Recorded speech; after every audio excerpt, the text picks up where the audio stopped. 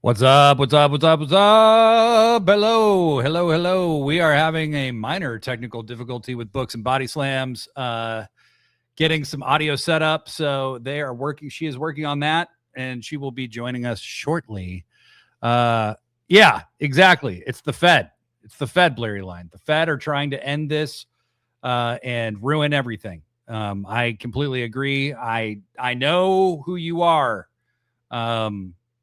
Whoever you are. Yes. But yeah, what's up, everybody? How you guys doing? Good to have you with me, Blurry Line. Thank you very much. And yeah, it's been a weird week, I gotta say. I've had a lot of time on my hands. I spent way too much time sitting at my computer this week. And not all of it doing fun stuff, which is even worse. So yeah, that's been a pain in the ass. But yeah, it's been a busy week in the week of wrestling, and we got a lot of interesting shit to discuss. Always Never in the house. What up?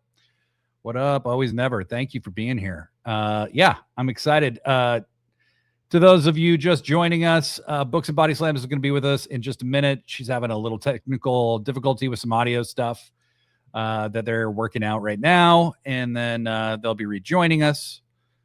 La-di-da.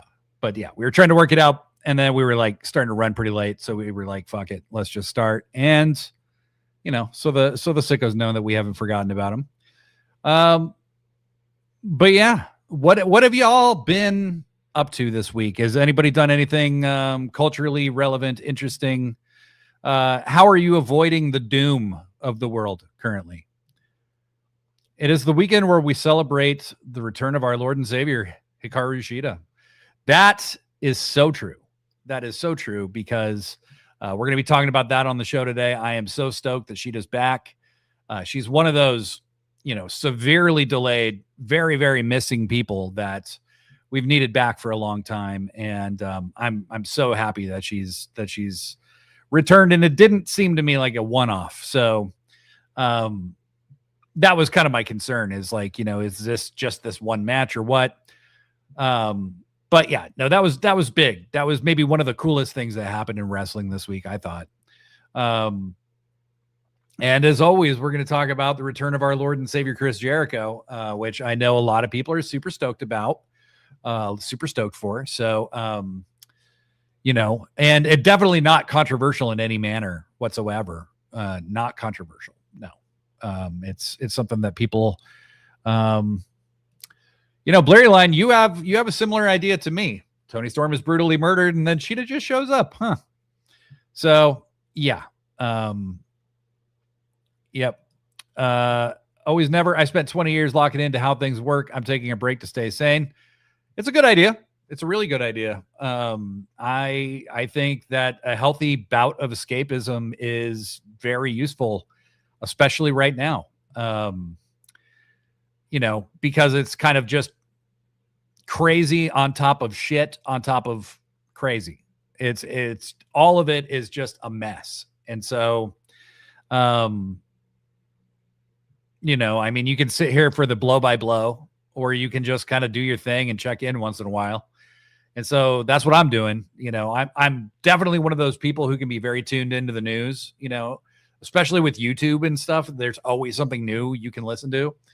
And I'm a podcast junkie by, so I tend to get very tuned in and then wish that I hadn't, because there's so much that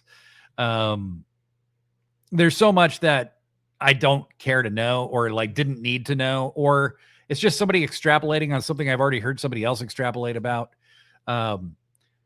The American news media is really interesting because it's like they're really only capable of talking about one, maybe two things at once. Like we have 6 hours of these people talking about this poll that just came out, Yeah. Jericho is go away. He personified for me. Well, fair. Blurry Line. I sadly know what's going on in the world, which, ain't always great. History repeating itself, nothing new, just compounded exponentially. Yeah, we have really stupid people with really big weapons, and that is never good. So, Yeah, that's a dangerous thing. And yeah, we are definitely kind of, like waiting for the world to get sick of our shit in a lot of ways. So we'll see when, if, or how that happens. But hopefully not too many people get fucking killed. But yeah, it's just been kind of a wild week, and I'm really glad to have the time to spend with y'all to, despite me talking about it, we can have a little respite from it as well. Looks like Books is in the house. So let me get her in here. Hopefully it's better. It is better. Oh, thank God. It's fixed. Books. Oh no. Hold on. You're back. God, don't be so rude. Books, you're back. I'm so happy. Don't be so rude and disrespectful. You're not echoing anymore. That's really that's good. Yeah. That was kind of the issue. So, guys, Books is here. Hi, guys.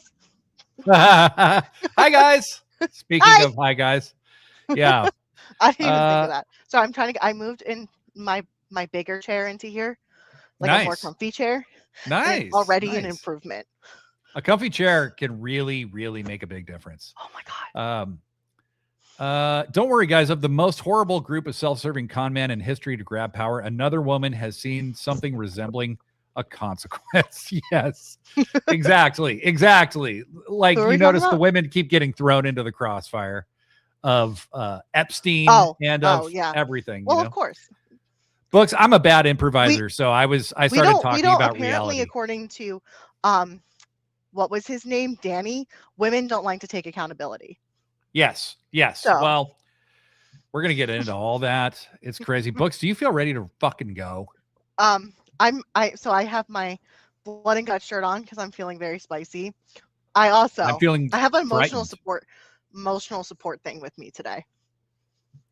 And that's nice. You have your emotional support, Kenny. That's rad. Fuck your mama 2 times in the house with us. High Blade, a new Thundercat album was released, and the cornerstone of professional wrestling is back home. He saw that Cena and AJ retirement. No thanks, Triple H. I think you could be right about that.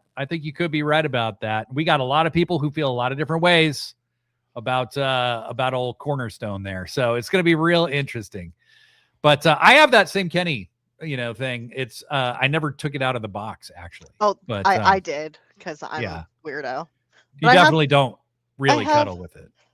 You have another one. I do not. I have Street Fighter Kenny back there too. Okay. That's what I have. I have Street Fighter Kenny.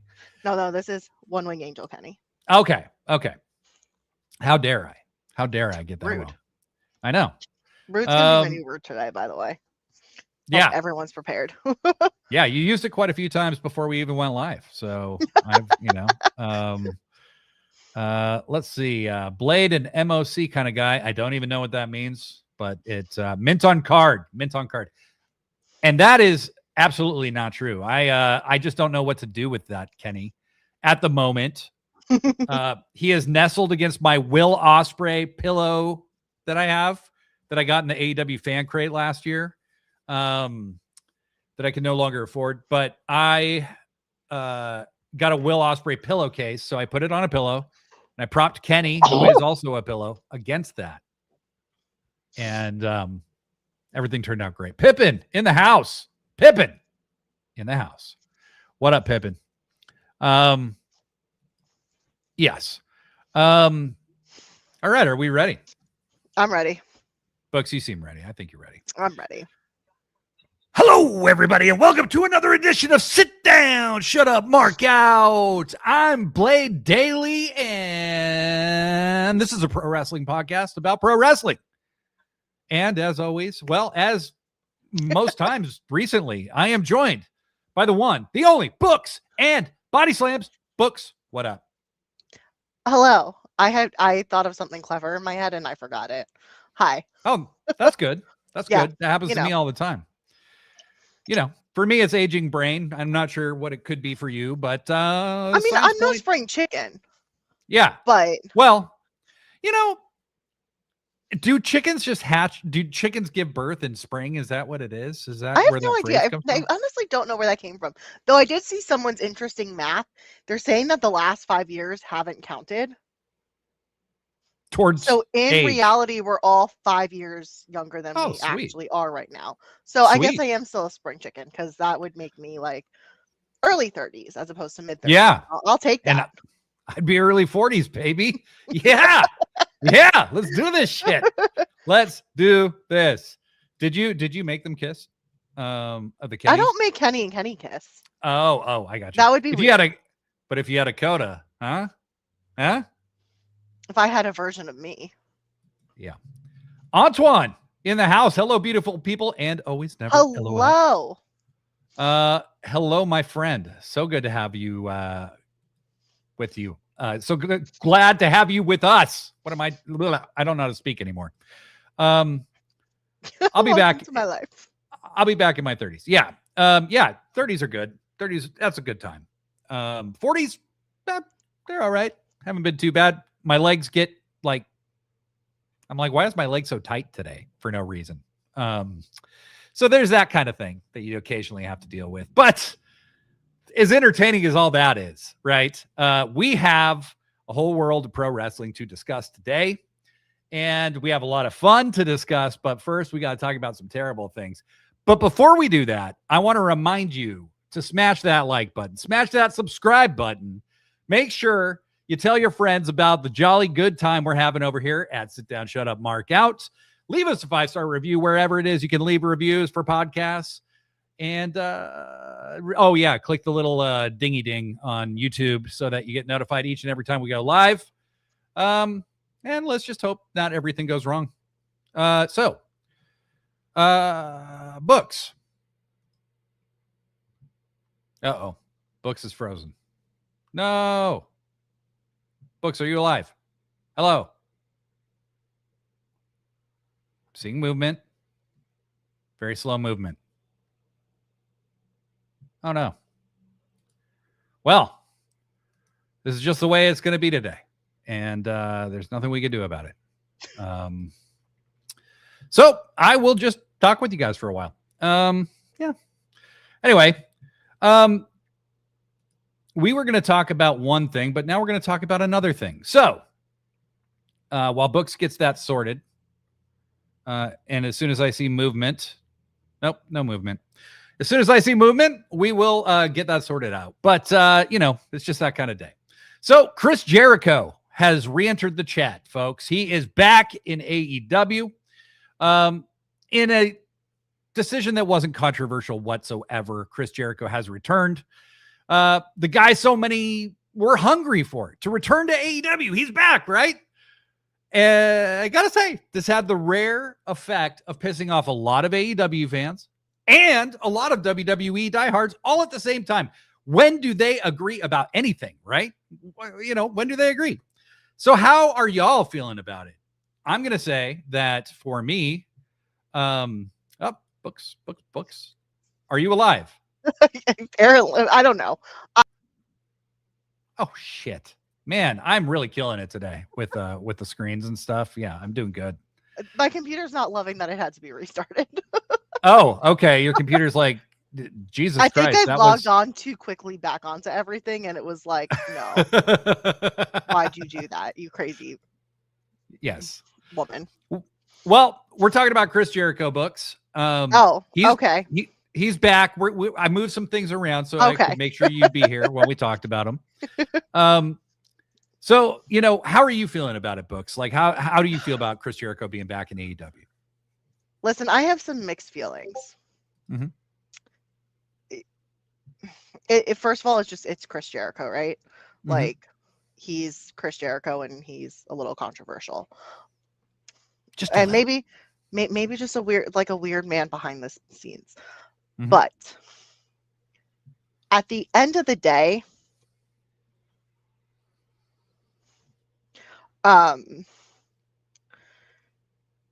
Chris Jericho re-signing is good for the long-term success of AEW. Whether it annoys us all or not, mm-hmm. Chris Jericho staying and retiring from AEW makes AEW better. It continues to legitimize them, much like Sting retiring from them. assuming Adam Copeland and Christian Cage. Unfortunately, we need these big players to come in and choose AEW, whether we love them or not. But Chris Jericho is a huge name to have continuing to stay. And he's great on the mic. He has a knack for reinventing himself, all of which is helpful knowledge if he works with other people, which we know he's not opposed to. Like, right. So, do I love Chris Jericho, the person? No. No. Do I love this for AEW? Yes. I pretty much agree. I think that Chris Jericho, look, I take the personal shit by and large, unless it's monstrous, which we're going to discuss a little bit later. I'm able to take, whatever political beliefs he does or doesn't have, which I'm not even sure has been 100% confirmed, and maybe it has, but I generally don't care how wrestlers feel about politics, because if I cared about that, or if they wanted to make me painfully aware of it, it does start to seep into things. But I've heard his wife is certainly his wife is the bigger issue. But pretty on edge as far as shit she's willing to do. But I generally, wrestlers and the way they feel about the world, they're not who I turn to for that. So it's not surprising to me. A lot of athletes have weird beliefs. Mm-hmm. Aaron Rodgers, hello. They have a ton of money. They have a ton of money. They don't live amongst normal people generally, and they are insulated in their own little bubbles. And so, I really haven't, heard Chris express anything personally that he has said out of his own mouth that has offended me in any great way. But that's not to say that there isn't more to come out later. But until it does, I'm just not going to associate that part of him with the on-screen guy. So some things I've taken is, one, he 100% knows where AEW stands, right? He understands that they are pro LGBTQ+. He knows the fuck ice chants are happening. And he still chose that over WWE. Well, what I understand about Jericho, to me, I'm like, one thing I have heard, be super MAGA if he's willing to also not go to the place that is working with that administration. Well, and what I've heard, from his mouth, is that he's not a political guy. I don't think politics is a big part of his life. And so I just don't get he's also Canadian.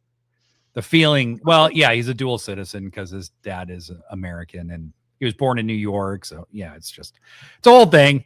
But yeah, I just, I think a lot of people are happy. I think a lot of people are not. And, I look at it as the long-term, like having Jericho retire, even though, they don't necessarily need him in ring anymore, but having Jericho retire from AEW, having him pick AEW over WWE, even though we were all 100% sure he wanted the Hall of Fame.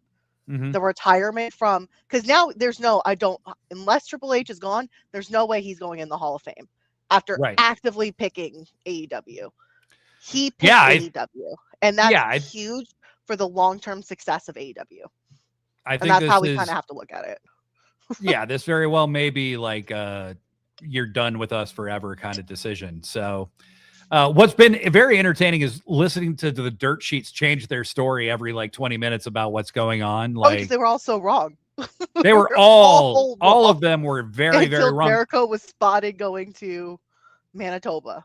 Yes. And I think that they kind of figured it out the morning of the show, basically, because all of a sudden it's like, well, Chris Jericho has been discussed internally in AEW, and then, they're in Winnipeg. So, I mean, come on. Antoine says, Chris Jericho, the pain maker, is back.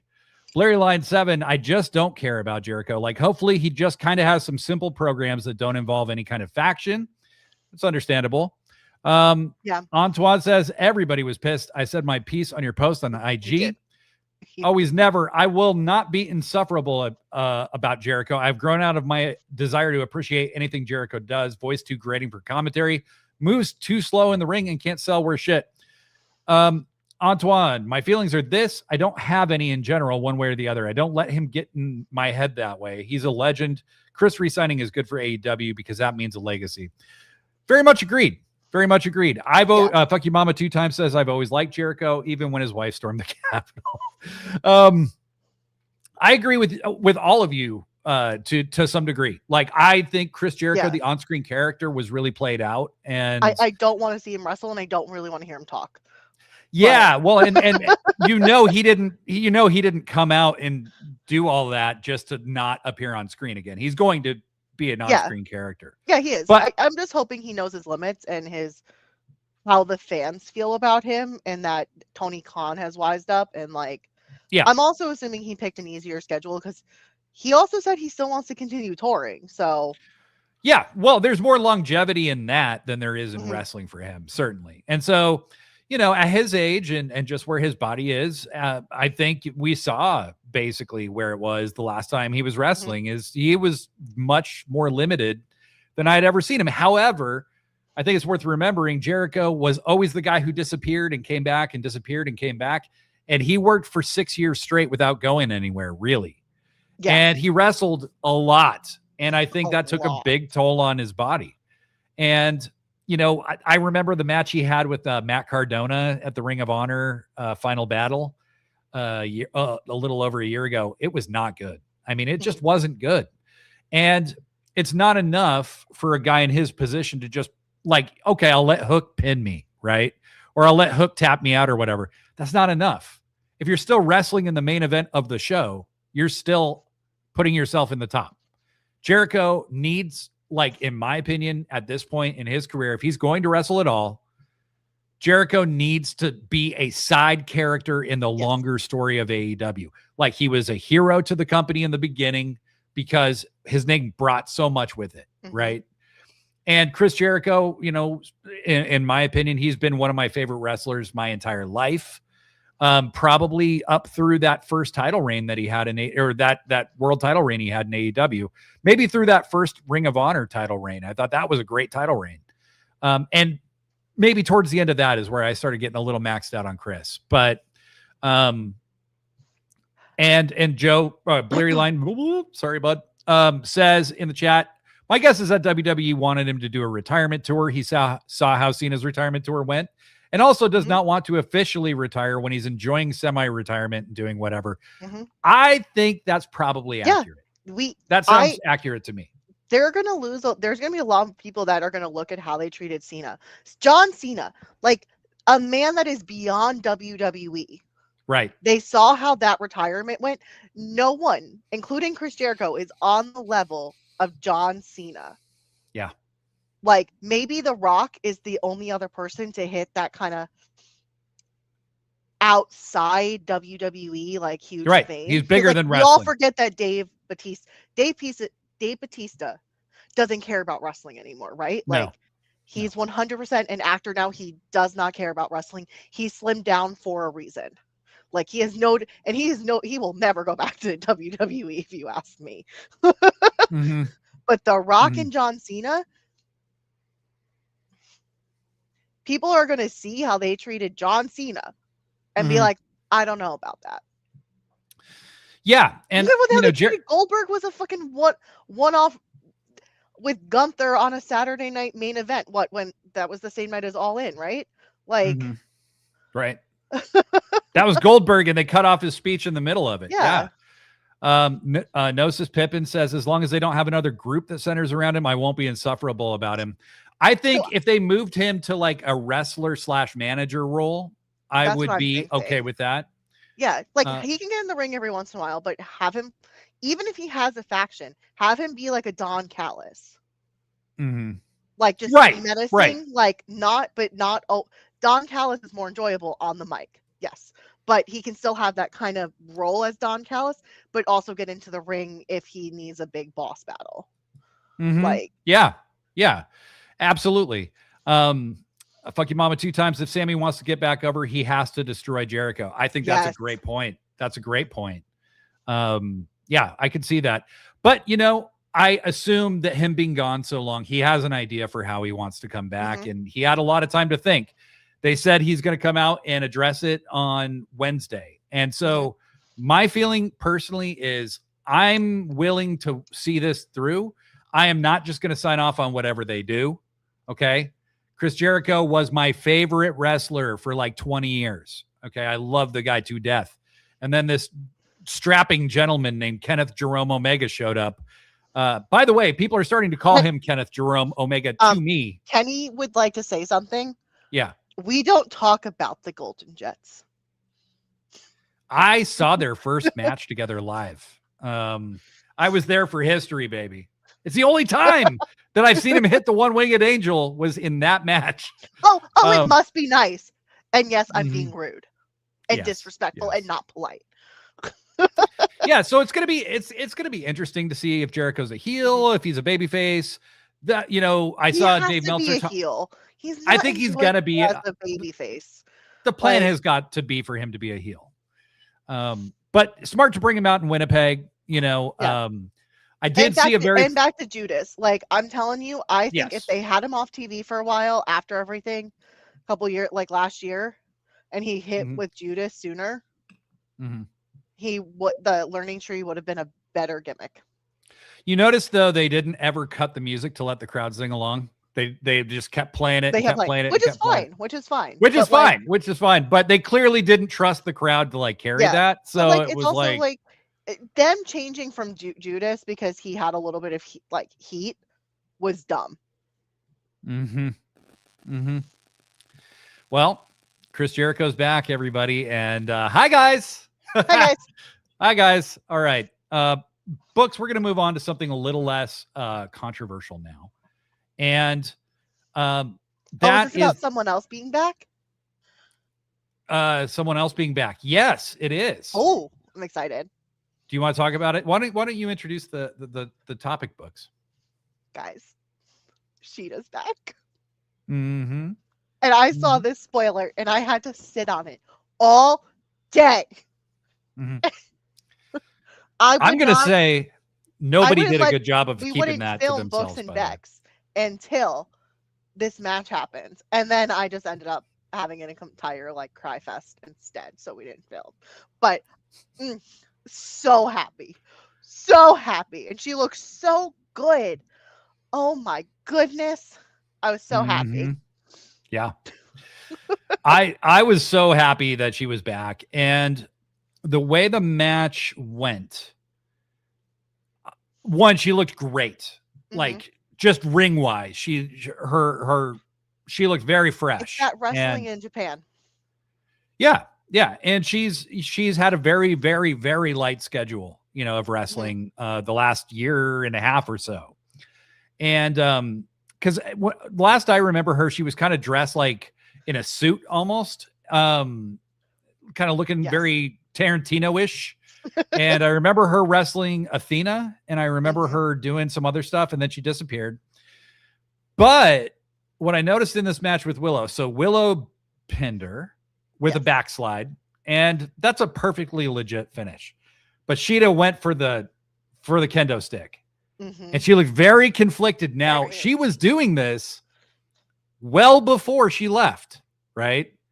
Showing that conflict, showing that, fuck, should I just brain her and fucking send a message? I'm gonna be the devil on her shoulder. Do it, Sheeta, do it. I was definitely hoping for that. I want to heal Sheeta. Yes. But yeah, I'm down for a heel Sheeta. So that made it to me feel like less of a one-off, which is what I don't think it's a one-off, but I also think that her being so vocal about where her other passions are, I don't think she's going to be completely full-time in the ring either. It's not a one-off, but it definitely is. It's going to be a weird mix of somewhere in the middle of not necessarily part-time, a little bit more than part-time, but not as much as someone full-time. Yeah, well, and I think AEW doesn't need her to do what she used to do. Or she can let her body, she can enjoy her life. Life now. Yeah, no, agreed. And I think that, ultimately having her there to give people the rub, and put people over, and win some matches every here or there. But, she's a former champion, and there's that natural downside of her career kind of story that they can tell with her. Fuck you, mama 2 times is stoked. Oh my God, she does back. Flame. So she's my age. Oh my God, we're literally 10 days apart. Wow. So she's 27, huh? Yes, she's 27. Huh? Hey, who's got your back over here, huh? Antoine would die if Sheeta turned heel. I would love it. She's definitely feeling some pain. Yeah, no, her body's sore for sure. For sure. If I'm sore and I don't do nearly as much as she does, she's definitely feeling it. Yeah, I definitely have those club knees now from dropping low. I would say I was really impressed with her as far as, like I said, my God, there was no rust. Her flexibility. She had no ring rust. She looked great. And Willow's a great opponent for her. I mean, great potential feud down the road too. I would love to see more of that. Yeah, I really hope it's not a one-off and it's a little bit more. So here's something, and Blurry Line kind of stole my spot earlier before you were here. Rude. Because he pointed out, kind of interesting that Toni Storm gets murdered and Sheeta just shows up soon afterwards, right? Listen, my guesses were Sheeta or Britt. That was the perfect way to bring. You did guess Sheeta like a week or 2 ago. Yeah, I did. That's I said true. Sheeta or Britt. Yep. And that would make sense. So here's my feeling. She's still iffy on whether she's fully going heel or not. So that's why I'm like, I still think it might be Britt. So my feeling is heel Sheeta's coming because it's been teased for too long without actually happening. And I think heel Sheeta would rule. Heel Sheeta, who also murdered Toni Storm, would really rule. And then just throwing throwing gas on the fire. Heel Sheeta feuding with Mina Shirakawa for the honor of Toni Storm would rule so much. I'm not even sure this universe can handle it all. You know what I mean? We might have to expand the known universe just to contain it. Well, listen, are we really going to complain? If we expand the universe, I'm getting off this universe, off this planet at least. Yeah. Oh yeah. No, for sure. We got to bail. Yeah. No, we're us, the chat in AEW. We're going, and then we'll figure it out somewhere else. Sicko's commune on a different planet. Yes. Yes. Yes. So very exciting, and I'm excited to see where they go. But something else I'm excited about, books, and you know me, I'm not a guy to brag. I'm not a guy to. I'm a modest person, right? The smile tells you how modest I am. We have brand new shirt, and it is in the Sickos Club shop, books. And I love it. It's quite handsome, if I do say so myself.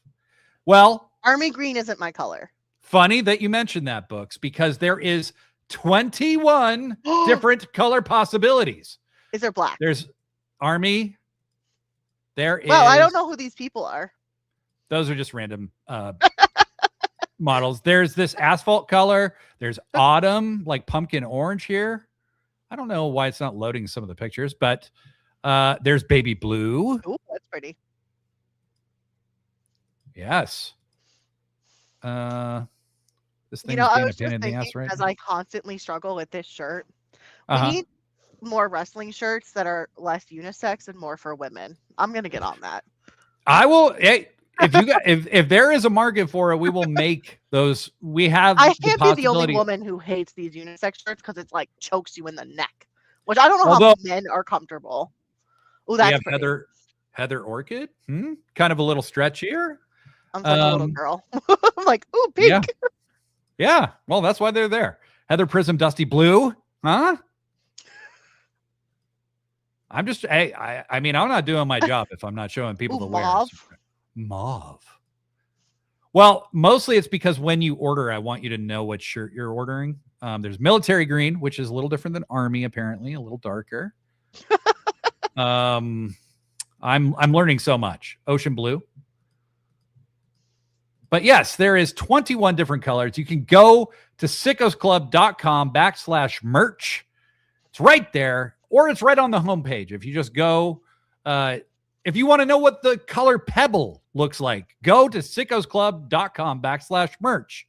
There's this red that looks like it's going to jump out of the screen and beat your ass, which I personally enjoy. But yes, so money is good. Eating is good.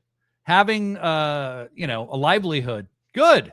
So it would be a big help, is all I'm saying. But we're back, Books. We're back. I'm no longer hawking the wares, and now it's time to bring things down and get real for a minute, because we got something serious to discuss, and I'm not kidding. Janelle Grant filed a new affidavit, dropped yesterday, and a lot of disgusting new details were provided about her alleged treatment by various individuals, both executives and talent. Apparently, it's appalling, horrific, mind-boggling, and we are not going to get into any of those specifics whatsoever.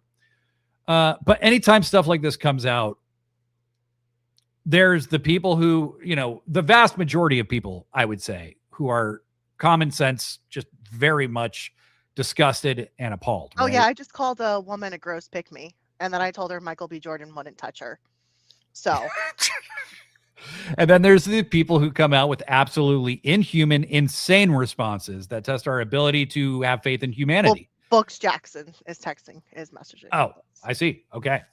So, Books, your twin maybe someday will be on the show, but for now it's you and I. So Books and I are going to go through some of the things that we have seen people say. This is not to dunk on anybody, okay? This is like legit, like, don't be this person, okay? If you're this person, chat, we're not saying it's you necessarily, but if anyone listening to this is this person, you need to be better or straight up get fucked, and don't listen to this show because you won't agree with anything I have to say. So, Books, the first thing that I saw somebody say is, yeah, this is bad, but lots of executives at other companies do the same thing and you never hear about it. So you're probably supporting lots of other companies who've done the same thing. I mean, okay, but we know this company did, Yeah, like, and we also know he has 5 to 6 other known NDAs. Right. I mean, there's a trail of people. And he joked about trafficking. He had a whole segment. He joked about trafficking his 17-year-old daughter. Right.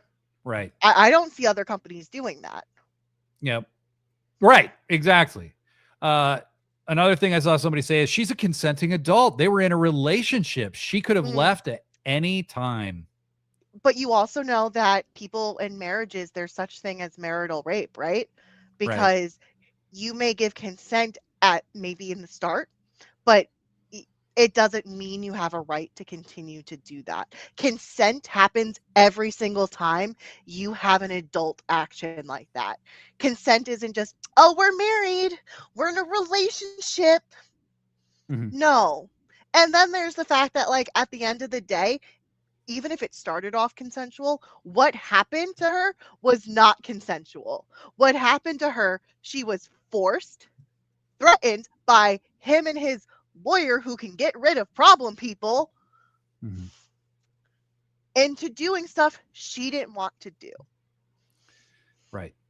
Right. And it's, also started off as something that was a job offer. She said the first time that he ever was physical with her, she said no and then blacked out. So there's a lot of this from the very beginning that wasn't consensual. And, he manipulated her. He took advantage of someone who was in a bad mental state, who just got finished being caretaker to one of her parents while her other parents was in hospice, and took advantage of her. Yep. None of that is consenting. Just like a drunk person can't give consent. When you force yourself and there is a huge power dynamic, there's no consent. What Bleary Lime said. Right. And if Vince McMahon is a billionaire, all right, he's literally connected to people as high up as the president at this time. So do you really think it would be as easy as just walking away with that kind of proprietary and damaging information if you wanted to? No, absolutely not. He literally implied to Nick Khan that she would kill herself to keep WWE safe. Yep. And then she was not a liability. Right. He assured them she wasn't a liability. Then 2 weeks later, they decided she was a liability. They fired her. And they had to get rid of her. So then they put all this pressure on her to sign an NDA. And she didn't want to at first. And they just leaned on her until she did. She didn't have adequate legal representation. But part of that settlement was to pay her several $1 million. And they made one payment and stopped paying her. Yeah. After they threatened her. Right. She mentioned that she said she was having second thoughts on signing. She was not comfortable with it. And she wrote, Vince called her in a fury and was threatening her. She never wanted to sign that NDA. So sitting here saying this is about money, well, yeah, it's going to be fucking about money now. You know why? Because she was forced into something, forced to sign an NDA, and then Vince McMahon said, nah, fuck it. Right. He just thought he was bigger than her, and she couldn't do shit to him anyway. Anything. Yep. I am so fucking proud of her for standing her ground, and I'm going to remind, if it happened to 5 to 6 other women who have NDAs with him, NDAs in this matter are not enforceable. So no, because there's crime involved. Come out of the word work. Yeah. Well, and so she was being trafficked. I saw somebody. Go ahead. I was gonna say, and when you get into more of what happened with Brock, it was 100% trafficking. That's exactly what he was planning to do. And the fact that it was going to happen not just once, but there was a second time. And then I'm not even gonna go into. All I'm going to say for the people who think that he's innocent and Vince is innocent, I'm going to shove a toy up you, and then I'll mail it to Brock. Right. And we'll see how you feel about it. Sorry. That might have to bleep that. No, it's fine. That's where I'm at. Get real. I mean, so yeah, she was sent to a private doctor to receive private care for, so that they could, avoid accountability. She was very, very badly hurt. And then I saw somebody saying, doing this right before WrestleMania. She knows what she's doing. Yeah, no shit. Yeah, if any of the stuff we just said had been done to you, wouldn't you do it? Wouldn't you bring this shit up when you could get the most attention for your situation? Get fucking real, guys. The whole point of why they keep announcing this stuff is to keep public attention on this and to keep holding McMahon accountable. If this did not get public and it was not as big of a story as it was, they would have settled already. And let's not forget, John Laurinaitis, Johnny Ace, Johnny Boy, already settled with her team to work with her team. Right. John Laurinaitis has already turned on Vince. True? Yeah. Yeah. That's what I don't understand. Yep.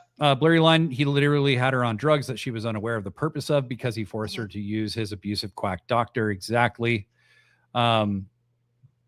It's very true. Fucking mama 2 times. Every man, every person who says it's about money don't realize how misogynistic they are and show how little they value anything else other than money and power. And I think that's really the point. There is no regard for human life in this story. No. You listen to the way Vince McMahon treated his wrestlers back in the 80s, telling them, don't get that surgery. You better be on the road or you're not getting paid. Right. This is a sociopathic disregard for the well-being of any other human being. It's pretty crazy. I don't know if you saw, but she also mentioned another Raw taping. Right. And that he encouraged her to go congratulate this wrestler. Right. And I would love for them to name drop that person. Well, I mean, I don't know. It's shit's getting real. It's getting very real. If you go to Reddit, someone pulled all the male wrestlers that were there that day. Yeah. No, I assumed that would be done because they gave the exact date. So yeah. So yeah, there is, I don't care what Vince McMahon, what entertainment value he brought to my life as a kid or as a young adult or as a full grown adult. The world is just better without people like this. Yeah. And when the day comes when Vince is no longer amongst us of natural, very natural, whatever, like nobody should harm anyone because that's what sociopaths like Vince McMahon do. I mean, this world will be a safer place. Mm-hmm. And karma, karma's a bigger bit. I'm going to go all 2010 on us. Karma's a bigger bitch than I could ever be. Right. Someone mentioned in the chat that, like, I can't believe Nick Khan is still hired. And now knowing how much Nick Khan knew, I still can't believe he's still hired. Yes. And I think they should be getting a lot of shit for that. Well, and just as more continues to leak out throughout over years now, over years of time, as more has leaked out, there's more yet to come. And so there's been plenty of people who haven't been named who just might be. And we will wait till they are to say anything. But don't be that person who's rolling over to try to bury this person for having the bravery and courage to come through. Don't say she's a liar, all because you're really upset that Vince McMahon can't induct his darling Stephanie, who he also alluded to sex trafficking in a promo in the 90s, when she was 17, into the Hall of Fame, and be a woman. You're quite disgusting. Yep. It's just a terrible, terrible thing. We need to get anybody resembling this out of the wrestling business, period. Yeah. Wrestling will never be safe until everyone involved in this or behaves this way is gone. Right. And I do think we're on the way to a much better environment, but it also just, when I sit here and I complain about what it's like to be a woman on the internet,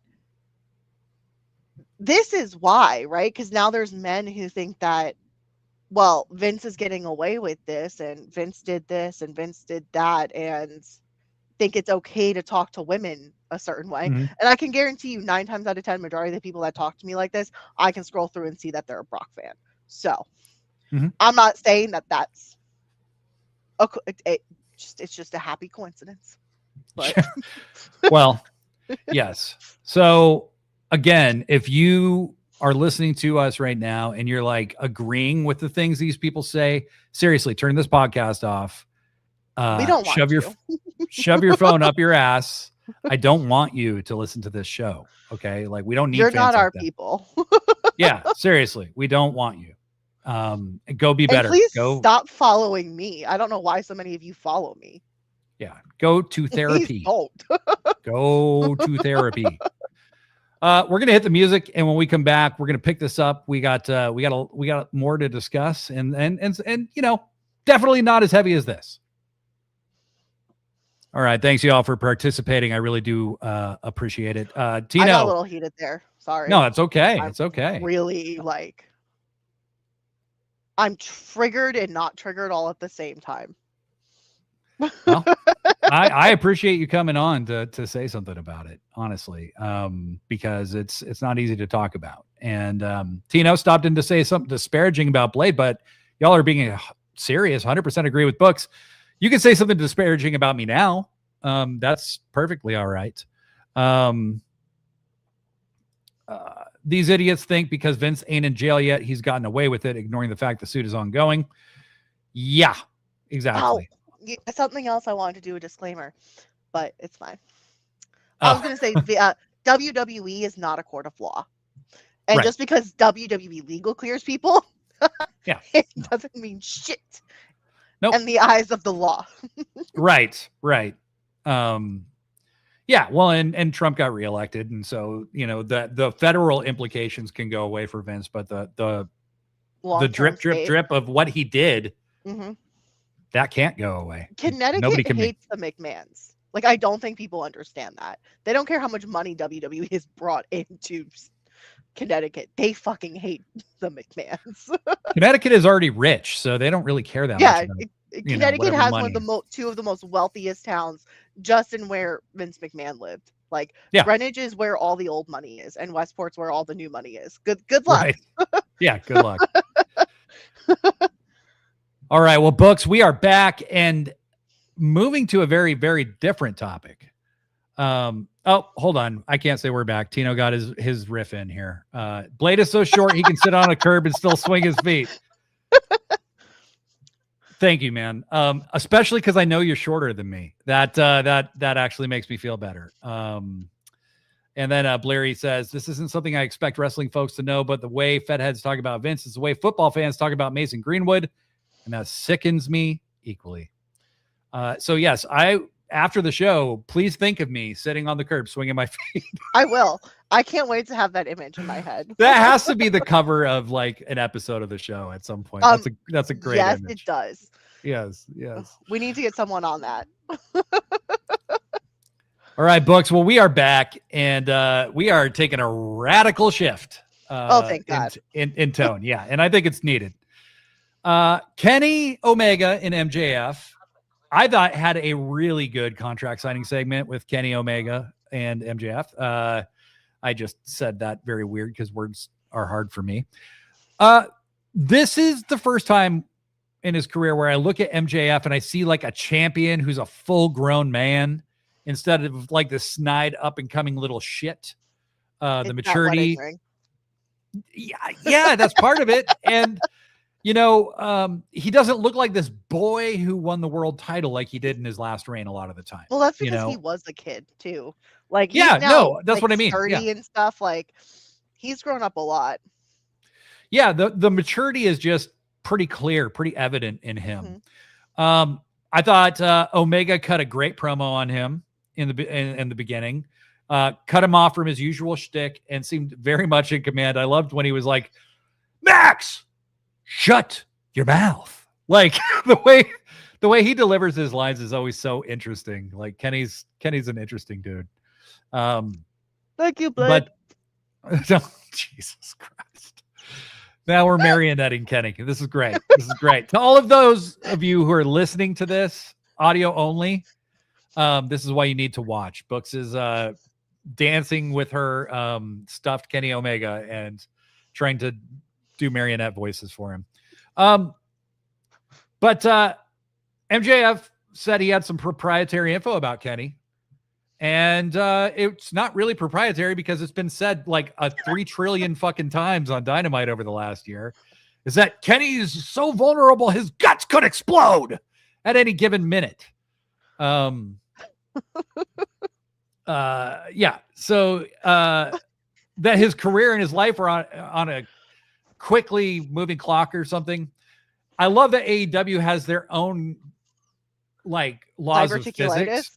Yeah, diverticulitis works completely differently in the AEW verse than it does here. Here's my issue and why some of these segments don't work is because like in reality, if we're like based in reality, there is no way Kenny Omega would be legally cleared. Right. By a doctor if his guts could explode. So when they do this like segment, I'm like, I'm not even worried. I'm just like, this is dumb. Like, why are we still on the diverticulitis? I don't want to hear any more about the diverticulitis. Okay? I think I'm with you on that. I'm kind of at the point where the diverticulitis talk could probably go away. It's run its course. Yeah, I mean more than run its course. Okay. And I think Don Callis, was very excited about saying like, your freaking guts exploded, Kenny. Yes. Blair Line pointing out violated HIPAA. It was Don Callis to MJF. Yes. Which now our new crimes are HIPAA violations. So I mean, what's the over under that Kenny winds up spitting fake blood at the pay-per-view? Can you not know? Nope, I don't want to see any more fake blood from Kenny out of his mouth, and I don't want to see him in a stretcher anymore. I've made this very clear on the Books and Bex show. I wrote a letter from the Church of Kenny Omega. I don't want to see it anymore. It should have been settled religious law. The law. collective harem cannot handle it anymore. Yes. Blurryline points out that MJF's grown up slightly too much. His hair, he's kind of got the hair of Giuliani in the sense that some of the dye was running down his face. Yes, that is true. Yes. Blurryline then says, then he'll get thrown through the announce table and stretchered out. Antoine says, but they got to make sure everyone knows Kenny is the whitest of meat baby faces, even though his promos are egotistical, just like MJF's. Kenny does have a little touch of egotism to his promos. They're not like over the top as much as MJF, but the guy feels himself for sure. For sure. So MJF tries to goad Kenny into hitting him because it was already declared that if there was any physicality, the match is going to be called off. Kenny's about to lose it when who should run down to ringside but Speedball? Mike Bailey. He ran out and kept Kenny from getting physical. And then basically just glazed Kenny like a Christmas ham and said that basically that we should all bow to this living legend. And Kenny was like, kind of like, no, you don't have to go that far. And then he was kind of like, okay, I'll take it. But yeah. And anyone else notice, I said this in a private chat that some of these chatters were in, that Speedball is slowly starting to be mentored by Kenny, and that Kevin Knight has received some kind of words of wisdom from Kenny's mortal enemy, Swerve. Have you noticed that, Books? Yes. And that was something I really noticed it Wednesday night. I don't know the days of the week anymore. I was like, God, Kenny has picked Speedball. Like Speedball is his next little mentee. Yeah. And for some reason, I love it because also I feel like Speedball's not that old, right? But like he's on the mid-30s. Yeah. Yeah. He's like on his older side of his career. And I just think it's so funny that he finally picked a Canadian. Yeah. Well, and then if Kevin Knight, maybe this is how the rift between happens between Kevin Knight and Speedball is, Kevin Knight's listening to Swerve, Speedball's listening to Kenny, kind of makes Kenny will love using his real life illness in the same way Brian does because they're the same kind of sick fuck who likes worrying us. Yes, Blurryline, that is absolutely true. Yes, and Jet Speed is going to be a proxy war. That's kind of what I'm seeing. And it does give me some thoughts about Dynasty, which I want to transition to here, Books. Basically, you mean that thing you're going to? Yeah, the thing I'm going to be at live. Yeah. Where is Swerve? Not allowed in Canada because Kenny stopped him. Because Kenny stopped him from coming to Canada? Mm-hmm. Captain Canada stopped him from coming in? Yeah, Captain Canada stopped him. Where is Swerve? And we haven't seen him. We haven't heard from him, not once, since he lost to Kenny. Yeah, he's recovering. He's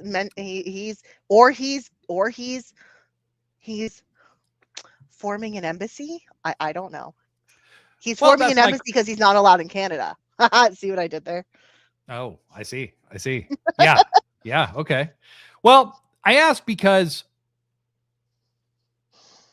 it feels like Swerve and Kenny aren't done. No. If Kenny wins, Swerve is his first major. Well, there's that. Or Swerve hates Kenny so much that the reveal of the embassy happens at the end of this match. Oh, and Kenny gets fucked out of the title. Can you stop saying that? Kenny is winning. I really, the Don Callis brain you have is getting really bad. I don't want it to happen. I want Kenny to win. Okay. No, you don't, because you love Don. Look, unless Don doesn't want him to win. So unless it comes down to talking about how Kenny split from the Don Callis family, I am very pro Kenny, and I've been very consistent in this. Okay. I don't feel that way, Blade. I feel like you love Don Callis too much. You really need to start working on your voices. I'm not an actor. Blurry line, ready the stretchers. Why do you like to torture me? Why? What did I do? Was I rude to you? Blurry line is like our third guest host every week. I love it. He's always got a good one. Tino Ibarra, Kenny's guts are gonna explode, keeping him from pinning MJF. I feel like you guys are trying to torture me today, and it's making me really sad. Did anybody else notice though? And this gave me a little hope for Kenny. Was that when Darby walked down the ramp and he said, "I told you, Max, I'm gonna keep going till I either see God or I see that World Heavyweight Championship."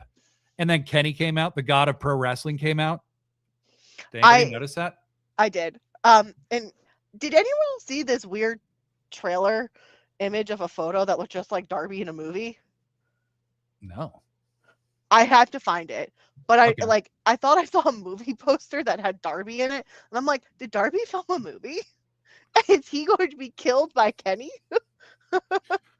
Antoine says, this is where I agreed with Blade, period. Kenny is not winning the title. As everyone said, this is just as much about MJF, who's grown so much. It's not time to take the belt off him. I don't know why you guys hate me. This isn't personal, as John Moxley said to Will Ospreay. Don't make it personal. Who would you rather see at All In? MJF versus Will Ospreay, or run it back to do Kenny versus Ospreay 3? Yeah, I think either is a great match, but they've already done MJF and Ospreay in Britain, So is that really the match they're going to run with? Like, they can make it good. I'm sure they can, but I don't know.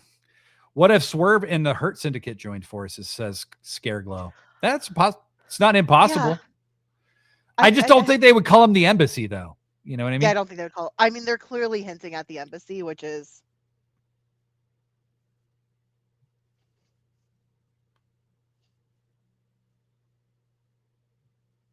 Did you give up on that sentence there, Bucks?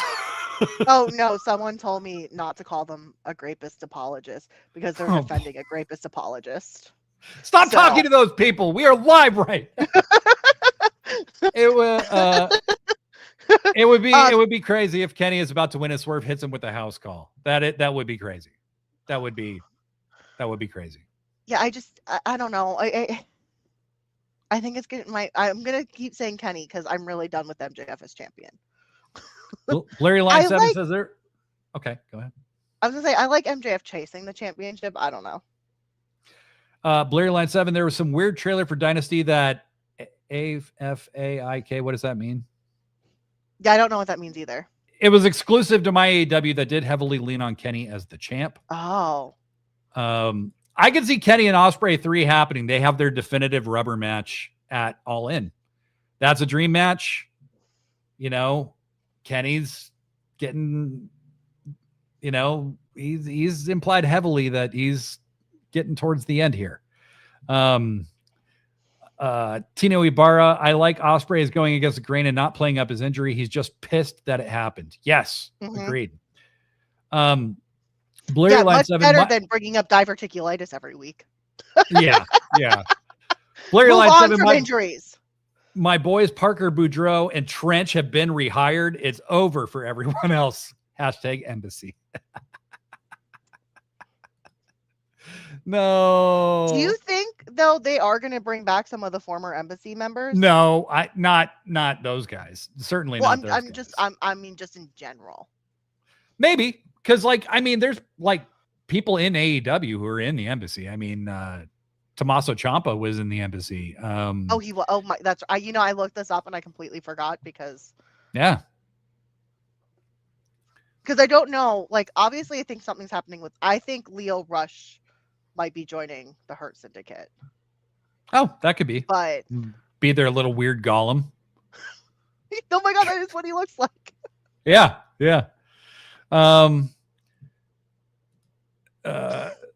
No, he's just pointing to his scar now. Brian Cage gonna randomly show I had my guts pulled out. They just, guys, stop it with the diverticulitis stuff. We know the story. It's good. We're fine. It's fine. Let it go. I just want us to move on from it. I do too. I love how Will Ospreay's doing it. Like, yo, this is your fault. I'm going after you, but that's all we're saying. Yeah. I don't want to hear any more diverticulitis. Kenny, so Dynasty's just looking stacked as it is. They've announced more matches, and still it feels like they've only announced half the card. So, has any women's matches been announced? Yes. Okay, yeah. Two. Tekla, and Alex Windsor versus Marina is booked for the 0 hour, so not for the main card. Well, so one main card so far. I'm assuming Willow will have it. Maybe Willow versus Sheeta. And then Divine Dominion will probably be on the show, I would imagine. So you got Kenny and MJF in the main event. You have FTR versus Cage and Copeland. Can we just talk quickly about Christian almost braining Renee because they were going to take down anyone that was in their way? He is a man on a mission. And I love the weird daddy vibes it's giving too. He's just like one, my child betrayed me, and then two, these fucks betrayed me. So I'm just a dad on a mission, and when I say dad, I mean daddy. And what I what I liked about the promo was that I like Copeland. He sold the whole thing. He's like, Renee, we can't talk right now. We got to take out anybody in our way. Not Renee, not Renee. Like, I do like the dynamic between them quite a lot. Well, they have such great chemistry that it's. I really hate that we're getting their kind of reunion on probably what is like the sunset of their career, because like we could have had this longer. But I'm also like, God, like I'm just so grateful we're getting it. Yeah. Because like then I remember when Copeland showed back up at the other place, and I was like, I just want these two back together. I know. Well, WWE had to pay him a shitload of money because Tony was trying to get him at the time. The Mox versus Ospreay is happening, and now it is for the Continental title. Oh, I need to say, Mox dropping it anytime soon. Well, I was wrong about him, and I was wrong about his story. So, I mean, surprise, Blay was wrong about something. But should we start a drinking game? Yeah, you all be in the hospital probably. But what I do have is, essentially, I didn't like Mox. Mox is a character that he's been at the top so long that I get a little fatigued by him sometimes. Yes. It's really, I love him. He's a great performer. He's one of my favorites. But it'd be like, he's kind of like if Jericho had been pushed the same way, like people would literally be burning arenas to the ground, but Mox is in his physical prime still, unlike Jericho. But also Mox is more likable, but Mox could also benefit from a vacation. Well, Mox could benefit from a story that pushes him down the card a little bit if he's going to be around, or, a vacation so he can get some blood back. Yeah. But I think this story that they're telling with Ospreay is the right story to tell. I like it a lot because Mox isn't, and my guy always never, in the chat, I said this to him last week. He was right. I was wrong. Mox isn't a baby face and he's not really a heel either. No, he's very much. But you notice on Dynamite when he kept them from crushing Ospreay, they were looking at him weird. Yeah, I still think there's going to be an angle where they betray him. I think they're going to turn on Mox, and I think Mox might end up being a bit of a mentor to Will Ospreay, which quite honestly would be kind of cool. Would be kind of cool. So that means then Will Ospreay has been mentored by arguably two of the best in the business. Yeah, Kenneth and John. Yeah, John, like Batman crazy. And the Joker. Yeah, totally. Like, crazy. Totally. And it's one of those things. So I didn't want Moxley on top. I didn't want Moxley to be a babyface, but they're showing you that with Mox, this isn't just about killing guys. This isn't just about stomping people out because it's for fun. This is about teaching a lesson. Like Mox has this deranged sense of justice. Like, never get in the way of a man who's going to destroy himself, you know? Like, I like what he said to Will, though. He said, did I put you here or did you put you here? Yeah. That was smart. That was smart. Kind of gave me John pays a little attention to some of the dirt sheets. Oh, he might, but he's... Like, hold on, time out. Can we also talk about Kenny's line about the hair plugs? Kenny has a troll account. I don't care what anyone says. Kenny 100% has a troll account, and I think John does too. And I think they sit there backstage and they just scroll through shit and like, maybe, like, what are we gonna say today? Yeah. Blair Line says, I will never complain about a Mox push because he's in ring peak still and he saved the entire company like 4 times. I totally agree with that. Like, I'm not saying that Mox doesn't deserve to be where he is. I just get a little fatigued of it sometimes, especially after the Death Riders story last year, where it was like they were the center of everything happening on the show for the better part of a year. Yeah. Tino says, I still think Takeshita should have won. And I think I agree with that, honestly. And I don't think Will Ospreay's winning.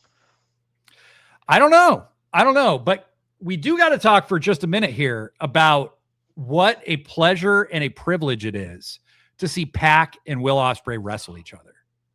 You know, and I don't know if I worded this properly, but we always talk about what a great wrestler Ospreay is. And I feel like Pac is never someone who gets his dues. Because he's so good at making people look great. Yeah. Fuck. Pac is so fucking incredible in the ring.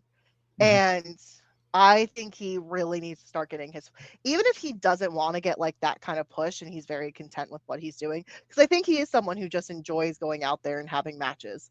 But holy fuck, this man deserves flowers, because I don't think I've ever seen a bad Pac match. And it's becoming very much like a Kenny thing, like a Young Bucks thing. It's like, I don't think they've had bad matches, because whoever they're in the ring with just looks good. And then you have somebody at Ospreay's level wrestling somebody at Pac's level. And it's like, I've seen the match twice because I watched Dynamite twice, because the first time I was a little too in the group discussion and it was very distracting. That was my bad, everybody. Thank you for being so fun to talk to. But I watched it again last night, and that match just floored me, just blew me the fuck away. And they left so much on the table to do more. Like, God, I cannot wait to watch more of those. I need that to be run back already. Yeah, like, the tete-a-tete with those two was incredible. Just incredible. You just realize the extent of talent within AEW when you realize that, like, oh, so these two had great matches together, but these two have also had great matches with these two together. And it's like, but also the two of those two had great matches with the other two. And it's like such a abundance of talent. Yeah, I think that's the best way to put it. Abundance of talent. They can grapple, they can fly, they can hit hard and just look fucking strong as shit. Meaty. I don't know what it is, but since Ospreay's come back, the hidden blade looks so scary when he hits it on people. Like, it looks like it kills you. Like when he hit it on Pac and Pac sold it like death. That was awesome. That's awesome. I think Will has found a new fire. Blairy Line 7, Kenny's troll account is called Books Jackson. I didn't realize that. Talk to your bro. Antoine, it's about building the Continental Championship while John tries to excuse himself from any culpability. Yes. Antoine says Kenny has hair plugs, period. What? I don't think that's true. I think he should get some. He does have a widow's peak. He's always had one, but it's gotten a little bit. Excuse me, Blade. Oh God! Please don't marionette Kenny anymore. What? It's okay for Don Callis to suddenly appear? Like me? Oh God! Oh God! Oh Jesus Christ! That's where you draw the line. Wow! Yes, and you trying to do a bull. Don Callis. If that's what Kenny sounds like to you, that's what he's. No, he sounds like Kenny Muppet voice. Always Never is very much on point. Mox promos are fantastic when they're focused like they have been. Such a fan of I respect you so I won't kill you. Yes.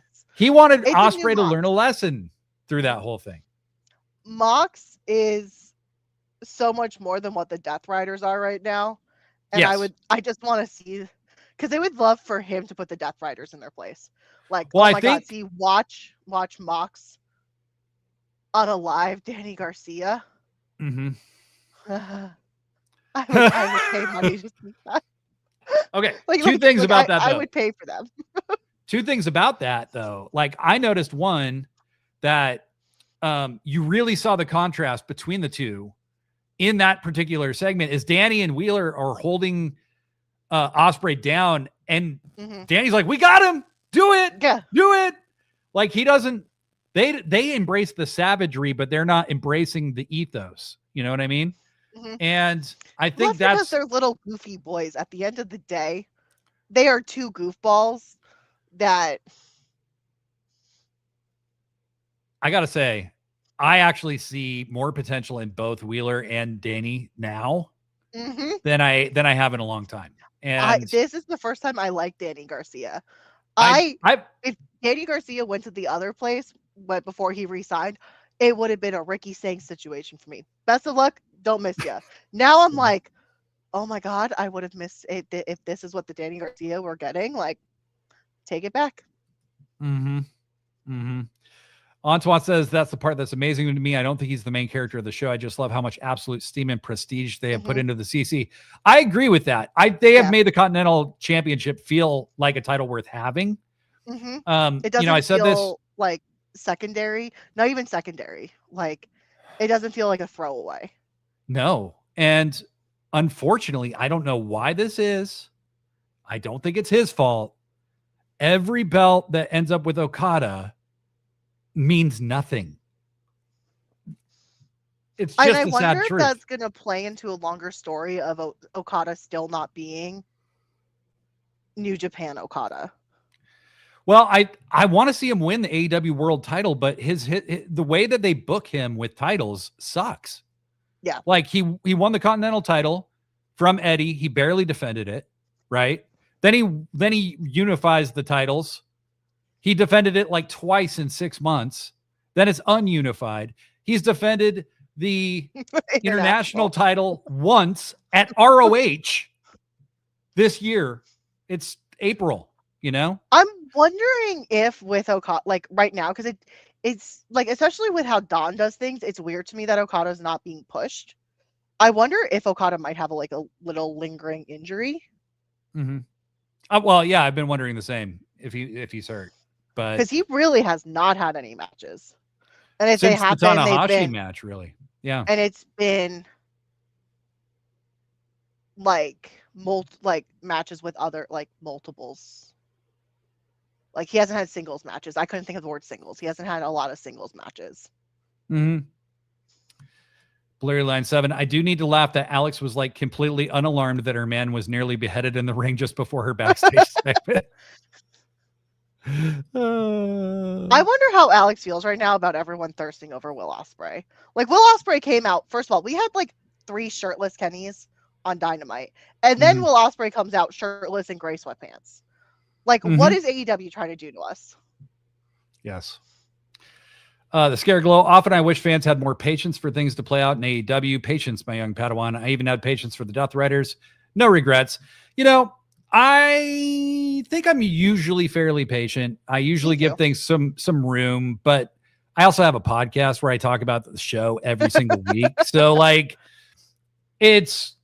you're kind of stream of conscious, just thinking out loud a lot of the time. And I think there were times, honestly, the Death Riders thing concluded in an awesome way, and it ended up being totally worth it.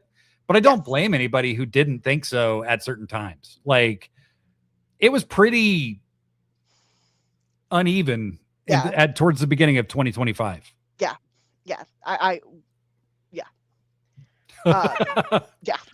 I'm thinking back to all the comments, and I'm just like, yes. Yeah. There's a lot of mixed feelings happening about that. But it's also how I feel about Takeshita and Okada. And I'm like, why is this taking so long?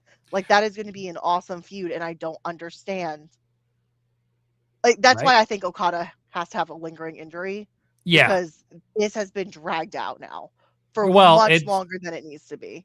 Been going on since All Out. I mean, that was the first time they were in the ring was like all out last year, September. It made you really think that it was going to be like a World's End thing, the way they were kind of like, or even a Wrestle Dream thing, Yeah. So, okay, on to on. It's also made the title so fantastic and given it such a level of importance that I now even more eagerly await the classic. Sure. Mm-hmm. Yeah, absolutely. Yeah. Tino Ibarra, I just watched Kenny versus Goto from like 10 years ago. Good things that people say about me. You're just like, psh. Oh, well, yeah. I mean, and that hairline is definitely looking different on Kenny. I mean, it is. It just is. Look, Kenny has put a lot of shit in his hair. Okay. You can't expect to just hang on to it forever.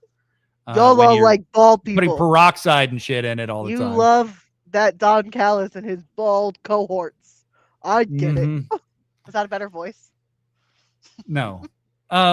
Blurry Line 7. Kenny got his nips out 5 times between the last 2 Dynamites. So that's 1.42 nips per day. Well, I'm not complaining. It's been a lot of Kenny nips. There was the picture that I used for the last cover, that there was aggressive nipplage in that picture. Yeah. Well, he has aggressive nipples. No, you are not patient. You Hey, that's not true. That's not true. Well, at least you read the negative ones about yourself, so. You broke up the death. Well, because so many of them are negative that I'd have to skip a lot of it. The Death Rider story was mad uneven. I let the art wash over me, but I can't be mad at people watching it week to week, just not vibing with it. It ended up being great. It just took a while to become great and to see the bigger picture, I think. Tino, I think Talk had a bunch of stuff booked in Japan. He hasn't been around a ton lately. Yeah. Kenny's dyed and styled his hair for like 20 years. We can't expect it to hold up. Kills it. Yeah. Well, we know hair transplants are like a thing now. So like, that's like just everybody. I mean, look at Nick Jackson. Look at the resuscitation of that man's. He still has a good chunk of hair. Nice. Yeah, he's got a nice set of hair these days. Well, Ricochet and oh my God, why am I blanking on his name? The one with the good hair and MXM. Oh, Blake, Mason Madden? Yeah, maybe. On the video game channel, they were talking about great heads of hair, and Matt Jackson is number 1. Nick Jackson and felt Ricochet the call does not appreciate Jack Perry's head of hair. Very much. I bet he doesn't. Oh my God. Blurry Line 7, Nick Jackson felt the call of the bald void and did not go peacefully into that dark night. It's very true. Oh, somebody in the chat says Don thinks I'm cool. Yeah. Guys, can you tell me? That's so nice. Oh, it's you. It's me. so it's mockery is what it is. No, I was being genuine. I just was like, I feel bad. You get a lot of shit in the chat. So like, let's just give you one nice one. So you're like, win one for the Gipper. So let's just be nice, Guys, did Don Callis troll me on April Fool's Day this year? When he masqueraded as a podcaster. It was kind of eerie how much he kind of like, if you were fully like kind of graying. Yeah. Yeah. Like, I was like, that's scary. Like, I was like, even the wardrobe and everything. He was wrong. I don't get chips on my shirt. Okay. I can at least own that I don't do that. You see, I think he's still confusing AEW fans with WWE podcasters. I mean, we're cleanliness. Like, WWE, AEW shows, there's not that much smelling in the audience. So I thought to myself, if Don even knew who I was and hated me the way he appears to hate me in this thing, right? It made me the face for the problematic podcasters that cover wrestling. That would probably be the highest fucking honor of my life. What was it, Booker? Oh yeah, what was it, Booker? Stan? Booker Stan, the podcast man, or whatever. Just calling everyone also afterwards, like you and You and Dawn have one thing in common, books, and that is you are both terrible at doing voices. Dawn's voice sounds exactly like Dawn's voice. Nobody was actually fooled by him. Okay. No, it was really funny watching some of them be like, yeah. Like, although Kyle Fletcher was really funny. Yeah, it was you. Yeah. I had no idea. Yeah. I wonder how much of the fans knew.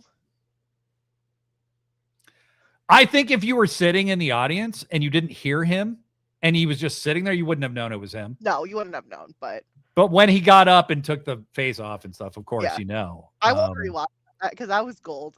I would love for AEW to do more stuff like that because it's just, I love the campiness and the cheesiness of making fun of the stereotypes. Oh yeah. And I think it was good. I mean, it was good. Even if it wasn't aimed directly at me, it's clearly people like me. Okay. Like, and it's right. Penny mentioned a church. Chris Statlinder's also, said to sit down and shut up. I think they know who we are. Guys, do you know who we are? Don, anybody in AEW, if you want to just send me a signal on TV, a signal, big wink, like something like that, or if you want to send me a private message that I will keep between us and everyone in this chat, that's you have my word. You have my word. Maggie O'Kenna in the chat. What up? This entire show needs to be black and white. That could be arranged, honestly. I think I can do that. Hold on. Let me see. Visual effects. Oh, I don't think I explained why I was timeless today. Yeah, you should tell the people. When I first was getting on, my makeup was showing off really bad on camera. And I was just like, it looked like, because where some of my like bronzer and stuff was, even though like it's blended in, for some reason it was looking like dirt and I was having a panic attack. So I went timeless. And now I am timeless. Oh my God. You're timeless. Yes. Yeah, we're having a good old time over here. All right. So we got way off track here. We were talking about Mox and Ospreay about 5 years ago. Jamie and Tekla will be facing off for the women's title. I do believe that Tekla will win. Yeah, that's going to be some women meet match. Yes. But I really do like that the Brawling Birds are almost feeling like a faction as opposed to just a tag team. I think that's really cool. I think it's really cool. And you notice that Mina's gear matches really well. It's almost like, oh, this could be a little faction with nobody changing gear. Also, like, Mina could be a huge star. And when she goes, don't beat her, beat the piss out of her. Hearing Mina say piss was not something on my bingo card this year. Yeah. But and here then, we are. A number of people in the chat I was in were like, I liked the way Mina said piss. And I'm like, you guys are gross. Like, I don't know what's going on right now. Andrade is going to take on Darby. And speaking of piss, Andrade looked pissed. Yeah. I feel like Andrade is getting a little irritated with that Don fella. And so is Kyle Fletcher. If you remember, he didn't want Don working with Max. Yeah. So I'm like, is the Don Callis family going to implode? Like, listen, the whole thing? It's way too big for it not to implode. That's true. It'd be weird if only a few people left. Like, we have to remember, like, other major factions that were very big and had a lot of people, like half the roster in it, how that ended up when it goes too long. It would be a great play that Don's ego imploded the Don Callis family. Yeah, no, that makes sense. And really, Don's like so upset that Kenny left still to this day that he's trying to. Are you saying that? Hold on. Did we all hear this? What? Don's upset that Kenny left, not that Kenny's ungrateful.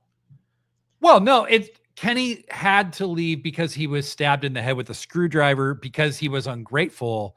And Dawn had to stab him in the head with a screwdriver to send a message to the rest of the crew that didn't exist at the time, but to future crews that would exist later, that like, you disrespect me, this is what happens, right? I think Dawn's very hurt that his nephew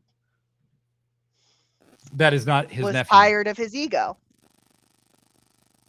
And Dawn is trying to... Dawn, this is not me saying this. I just want that to be clear. So the next time, next April Fool's... Oh, Jesus Christ. Please no. Please no. Please no. How do we still have people watching this feed? This is incredible. Books and her fucking incredible voiceover work over here.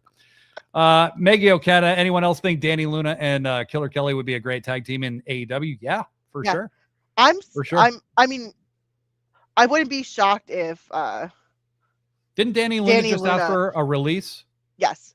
And it was granted pretty quick, so I wouldn't be surprised if that happened quickly. She's not... You don't ask for your release to go to WWE because they already have that pipeline. That's why would you do every that? single person that's kind of been asked for their release, they all end up in AEW. So it's safe to assume that's where she's going. Hey, I'm stoked because I feel like the vast majority of free agents that they brought in, you know, there have been men, obviously, but a lot of them have been women, and I think that's great. Yeah, I think that's great. Look how big his weakness. Look how big a difference. Yeah, Lena Cross. Look at the difference she made. Oh my goodness. Yeah. Oh, insert the GIF from Wayne's World of we're not worthy. We're not worthy because no shit. Holy fuck. Because guess what, everybody watching, listening, or ingesting this somehow, I don't know if you're eating it, but we're not worthy of Lena Cross. Okay, she should stomp all of us. Yeah, and we're not worthy of Megan Bain either. I mean, that's literally two goddesses. Yeah. No, it's crazy. It's crazy. TNA definitely fumbled Danny Luna. I mean, they kind of the people. Okay. I happen to know one or two people who work in TNA. Okay, but aside from those people, who I love dearly, it feels like most of the people in TNA kind of have to be in TNA to be anywhere right now. And I'm glad they exist because certain people in that company can make money. Yes. Not many of them, but some of them. And it also takes like 7 regular wrestlers to fill the Tony void. That is true. Yeah. That is I'm true. still looking forward to see who's going to really be the next breakout. Don Callis family Wolfpack, Takeshita, Andrade, and Fletcher.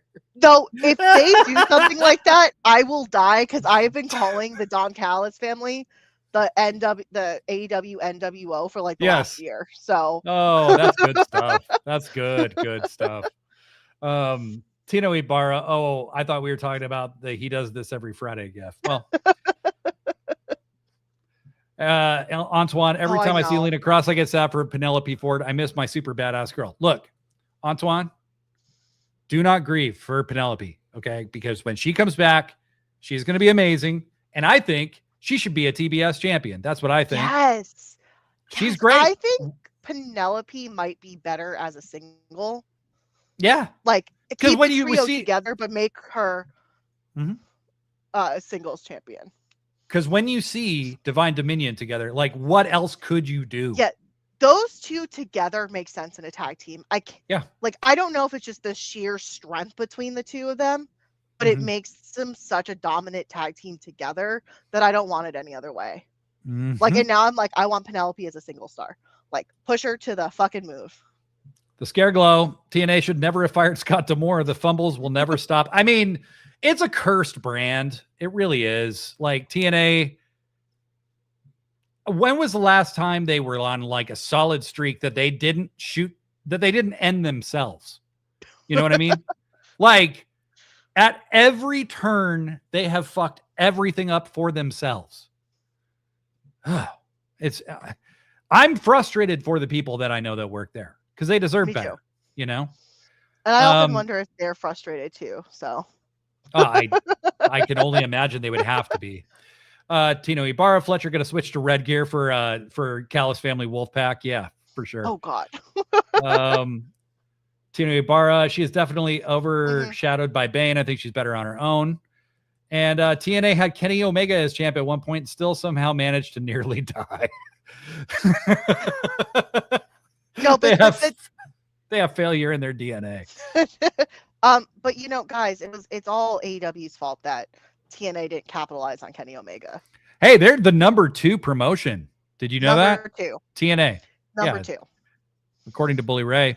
Anyone think if we were doing the Road Warriors comparison, should Lena Cross and Bane, Rachel Ellering should be their valet because she's the daughter of Paul Ellering? Hell yeah. I truly wish TNA was better because they have some talent that I love there. Yeah, totally. I mean, I feel the same way about people in the other shitty place, like, you know, like Vikingo. Rescue Vikingo, you know, like he's too good to be there. There's a lot of people he's too there. Good to be there, but they do some quick to sign. I know. That's true. We're gonna do some quick hits real quick. Aminata's back. Oh my God, I keep forgetting about that because I refuse to acknowledge it till next Wednesday. She's wrestling Willow for the TBS title on Dynamite. Hello. Where is Swerve is another question I have. If he doesn't show up on Dynamite and get something to do at Dynasty, I'm worried for Kenny. I really am worried for Kenny. I still pop every time I remember that Mystico is all elite. I forget it every single time. And then he just shows up and I'm like, how did this happen? Yeah.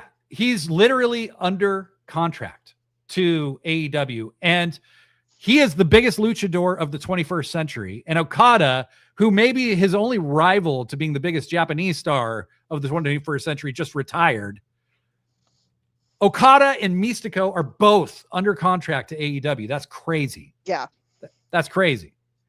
And they have Kenny Omega, and they've had Bryan Danielson, and they've had, I mean, that lineup is disgusting when you really think about it. Yeah. Yeah. The lineage, when everyone starts retiring, their Hall of Fame first round. Yeah. Is going to be fucking incredible. It's going to have to be like a class of like 15 people. Like, oh yeah, because there's just so much, like, we got to do an episode on that sometime. Like if you do an AEW Hall of Fame, who's in it first year? Yeah. We only do 1 year, but I mean, I think you put the entire elite. Yes. You put Mox, you put Jericho, Brian. Britt Baker. Yeah, I think you put them all in that first year. And then, yeah, I mean, a lot of the people that helped build that company, Sheeta. Yeah. Yeah. You could put Sheeta in there for sure. Also, rumor has it that, and it's very close to happening, is that Thunder Rosa is going to have a dual contract with CMLL. So she's going to be All Elite and CMLL. I think that is and super, I think that's super the cool. First, is that the first AEW? No, it's Claudio. That's right. duel. Claudio. Yeah. Mm-hmm. Yeah. So that's something really I still wish New Japan would do more of with AEW.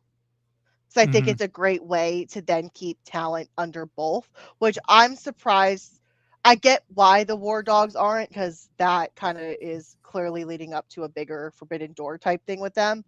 But Mm-hmm. it would be nice to see more Takeshita's. Mm-hmm. Yeah. Tino said, like I said, Mystico's feud with Rocky Romero that bled into AEW is what got me to watch week to week. Absolutely. Mm-hmm. Absolutely. Bleary line. We need an Anarchy in the Arena match to Mystico's theme. That would somehow be like the calmest and most relaxing Anarchy in the Arena, though. Because there's something about that, like, theme that just makes me want to, like, just like sway totally in the wind. Just sway with a lighter. Like, yes. Totally. Tino Ibarra, don't get me started on them having the Undertaker book. I AAA. thought that was a joke, by the way. It's not. No, it's for real. Like, that is. Yeah. I can't wait till the Blue Lives Matter wrestler shows up. Like, that's just going to be incredible. Maggie O'Kenna, Aminata versus Tekla at a Double or Nothing for the title. Ooh, Give it to me. Give it to me. Hook it into my veins. Aminata, she's ready for a big push. She's so good. I want to see Aminata with some gearing gold. up for one until she got injured. I agree. I'm really hoping I think she that was. day. Because they moved her up. Like, I still think I get why Athena's still there. I think they need Athena on ROH right now. But yeah, there are two people I think who deserve to be pushed to the moon right now. Also, your rainy day boyfriend, Bobby Lashley, and the Hurt Syndicate are back. They're back. They were on TV on Collision, and they said they want new talent. Now, we talked about Lio Rush. I don't know that that's going to happen because Lio looks like he's like a guy who licks rocks for fun right now. He's just... Okay, but they could really make him normal. Like clean him up. I don't know how you clean that up. Like he looks like a man who lives in the... Okay. He looks like he lives in the water is what he looks like. He looks like Gollum. He looks like Gollum. Like he lives underwater. So yeah. Oh, by the way, the CMLL card this weekend looks really cool. I wish I could afford, I can't afford the Friday night package because it's like $30 a month, but I still, for the moment, subscribe to their Tuesday night package. So, but yeah, the Hurt Syndicate are back and they're looking for new blood and I don't know who, but it would be interesting if that means also a new talent comes in because we've cool. Obviously been gearing up for, we all have been waiting for another business member to come on over. Well, isn't he in TNA? Is he? Did I miss this completely? Oh, Cedric. Yeah, Cedric's in TNA. Yeah. Oh, well, never mind. I ignore signing stuff if it's not AEW. Well, especially if it's TNA, it's like, well, they gave up on their career. You know who never went to AEW that I thought was just a sure thing was Mustafa Ali. I did too. I was 100% convinced. He's so good. The only reason why I ever had fear of Ricochet because I was so wrong on Ali. I for sure thought that was a slam dunk. But some of them I don't understand because they're so outspoken against their hate about another company and how they were treated.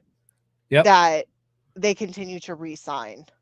And Ali said he would go back to WWE if the timing was right or whatever. And I'm like, really? Because they treated you so well. Yeah. And he was asking for his release forever, publicly. I agree with Blurry Line 7 that Lio Rush sucks the guts out of frogs for sustenance. I definitely agree. I really like the Leo gimmick, by the way. I'm not saying this. I know, I do too. It's a little creepy, but it's fucking terrifying. It just worries me because AEW does not have the best track record with creepy gimmicks. No, look at Abaddon. Yeah, look at Abaddon. You know, Danhausen. Yeah. Well, is Danhausen a creepy gimmick or is Danhausen? Who knows? He's ironically creepy. I don't know. Yeah. Anyone who collects teeth is creepy to me. That's true.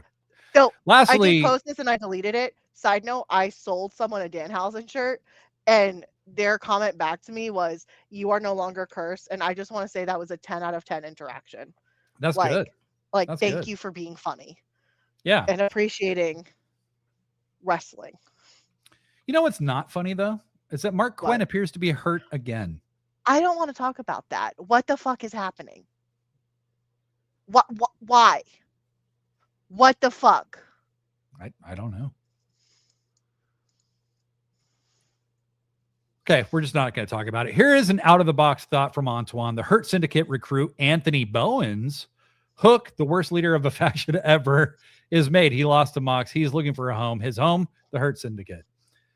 I could see Anthony Bowens. I can see Anthony Bowens. Yeah, I think Anthony Bowens needs something outside of the Acclaimed. So Maggie O'Kenna makes a great point. Has there ever been a better upside for jumping promotions like Myron Reed of the Rascals, from languishing in TNA to having a potential 1v1 with Okada in a month? Yeah, totally. Like, he's had one singles match in AEW and he won it. He beat Johnny TV. And now he's very possibly challenging for the international title against Okada. And he is not the guy I would have picked to be the singles guy out of that group. So that's pretty cool. That's pretty cool. I do trust that Tony has an eye for this stuff. So, yeah. Blair Line 7 said, I think Ali understands that being a small fish in a big pond was bad for him in WWE. So he wants to be that big fish so he gets some spotlight and main event experience. Yeah, it's just he's not like a kid either, though. He's not young. He's got to be in his mid to late 30s. And he seems like a cool dude. Blair Line, I'm not sure what this is in reference to, but it terrified me the minute I saw it. Nightmare Collective. This predates you, I believe. It's Brandy Rhodes' Scary Stable that she literally disbanded on BTE. I remember. I ignore anything with the word nightmare in it now. Or I'm permanently traumatized. Anything having to do with Brandy, I pretend didn't happen. Yeah, and he had one match during the ROH tapings. They've been keeping him under wraps. I believe that's in reference to Myron Reed. Again, I'm wondering if Tony saw something that others haven't, and it's just like, there's something special with this kid, and let's... He's the one who saw all the special stuff in Kyle Fletcher. He's the one who said Kyle Fletcher's the one. Like, we're rolling with him. Well, Tony has a good eye. He may not always make the best decisions, and there's sometimes maybe talent that goes unutilized, but I mean, for the most part, he does have a good eye. Wow, Blade doesn't like Moesha. What did I say? I don't even know what I said. I don't even know what I said. But what I am going to say right now is that you should buy our new shirt. It is on the Sickos Club website. I like that color more than the Army green. This is the punch you in the face red. That literally matches the shorts. It does. Right. No, I was thinking about the red, and then I'm like, it's a statement red. You know what I mean? It is. That's why I was thinking black, because it would really stand out on black, right? But you lose the drop shadow on the text if you do it in black. It looks weird on black. But I'm gonna make an alternate version at some point as well. I still have to make an Hey Slop Tarts t-shirt. Yeah. I mean, while I have some extra time, we can get together on that one. Yeah, we're gonna have to chat. We got 21 different colors, so you can find the one you like the best. But so it's a great way to support the show. No expectations, obviously, but we do appreciate the support always and forever. I have to say, the quality is great. The shirts, hey, we pick the stretchy shirts. We pay a little extra, and we don't charge for it. Okay, we charge a straight $25, but we use nice quality shirts. They're stretchy. So they got a nice amount of stretch. Yeah, I love the shirt I have. They don't hug your tummy too much in a way you don't like, which is definitely happens for me with some shirts. Yeah, I was having a lot of what do you call it, like sensory issues today. That's why I'm like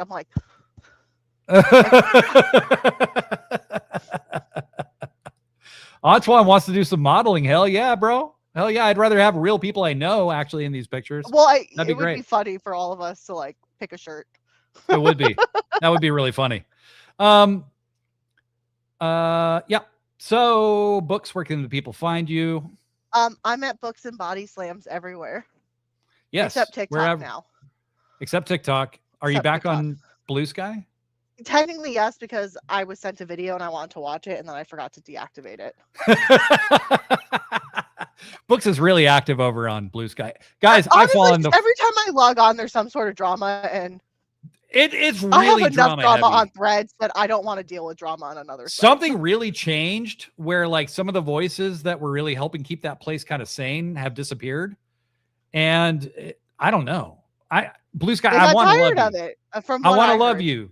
I want to love you. They got tired of it. But it's hard. Scareglow said, I did get my Sickos Club shirts and stickers in the mail. Excellent stuff. We love a real endorsement. Thank you, Scareglow, for the support. Till next time, I'm Blade Daly. And Slop Tarts, I'm Books and Bodyslams. Pro wrestling forever. You're being told the Moesha joke. Oh, okay. Let me see. I'm glad Books got it.